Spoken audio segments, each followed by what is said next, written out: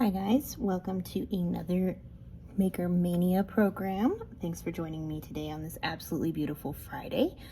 Today we're going to be doing a fun science experiment that you can do at home to show how a vacuum works and how air pressure works. So to do this experiment, you need a plate with a big lip on it. This is a fancy plate that I've got from the back here at the library. The big lip is for pouring water into it, so it needs to be able to hold some stuff. You need a birthday candle or two, and you need some form of making fire to light your birthday candle. And then you'll need a glass jar and some water, and I've tinted this water purple so that we can see what we're doing. Okay, to get started on the setup, the reason that I have two candles here is I'm actually going to melt some wax into the center of this plate to stick a birthday candle into. So I'm going to go ahead and do that real quick and melt that wax. So here, move my hands. You can see it kind of starting to drip. It's going to drip right there into the middle of the plate. I'm going to real quick stick down that birthday candle just like that and wait for just a second for the wax to cool. I'm going to have this white background behind the candle so that you can see what we're doing here real well. So as that's going to cool, and it's right there in the center of my plate, let's see if I can adjust that a little bit more so you can see what's going on. I think that's probably the best place for that. And it cools down. So it cools down really fast because glass is conductive and it's kind of chilly in here today with the air conditioning going.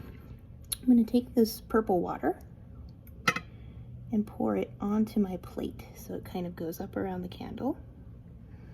So you can see that in there.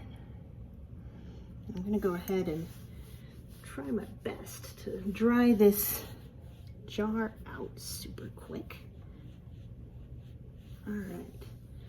So here's how this experiment is going to work. We're going to create a vacuum inside my jar with a candle, and we're going to see the vacuum because it's going to suck the water up into the jar. And after you see the experiment work, then I'll explain to you why it works. Okay, here we go. So I'm going to light this candle here so it has a flame. Okay, there we go. And really quickly, as the candle is going, I'm going to take this jar and just place it over the candle. And we're going to watch as the water, watch it get sucked up into the jar. You see that happening? Can you see it go as it's getting sucked in? That's pretty neat. The reason that the water is getting sucked up into the jar there is because candles are on fire and it consumes oxygen. As it consumes the oxygen inside of the jar, it creates a vacuum because there's no air left in that jar. So as you watch, it's going to continue to try to suck anything up into it to fill the density gradient that's inside the jar. So the air inside this jar is not dense at all, and nature wants to make everything equal, to achieve equilibrium. It is pulling the water into the jar to try to create the same density as the air outside of the jar. So it's sucking it up, and that's how a vacuum works. The vacuum works by voiding an area and making the space in there less dense and causing that area to suck in either the air around it or water, if it's sitting in water, to equalize the density inside of the jar. So you'll notice that there's still a little bit of water here on the plate, and it's come up about an inch. Sorry about that. It's come up about an inch into the jar. That's as far as it can go to satisfy the vacuum inside the jar. So into the jar, now the air density inside the jar is the same as it is out here. So we can do that experiment one more time, and listen, it's gonna bloop. You can hear that? I just released the seal of that vacuum. So we can go ahead and light the candle one more time, and we'll see it in action once more. So there we go, candle's lit, and we're just going to Put the jar over the candle and watch as the liquid gets sucked up into the jar. See it going? There it is.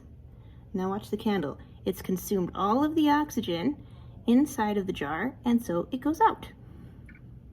And as it goes out, the water goes in, trying to equalize the density inside the jar to match the density out here in the regular air that we're breathing. Pretty neat, huh?